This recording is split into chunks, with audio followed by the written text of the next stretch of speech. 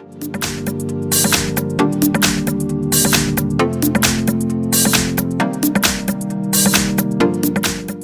have OnePlus 6 and let me show you how to enable backup data on the following device. So at the very beginning, let's start by using your home screen. Find here and select the settings.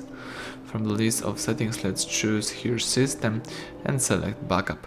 So here you can enable backup data by using the following switcher. Let's enable backup to Google Drive and let's tap on account. Then you need to sign in into some Google account. So it could be a new Google account by using create account, or you can use the existing one by inputting email or a password.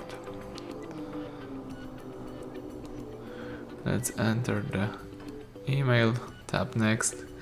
It's time to enter the password right now. If you are ready, let's choose next right here. Let me enter the password one more time. Alright, let's tap next here.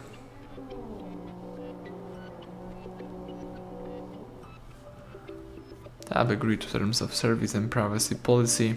The phone is checking info. Here let me leave enabled backup to Google Drive, tap accept. And backup includes apps and apps data, call history, contacts, device settings and text messages. Tap OK to confirm it.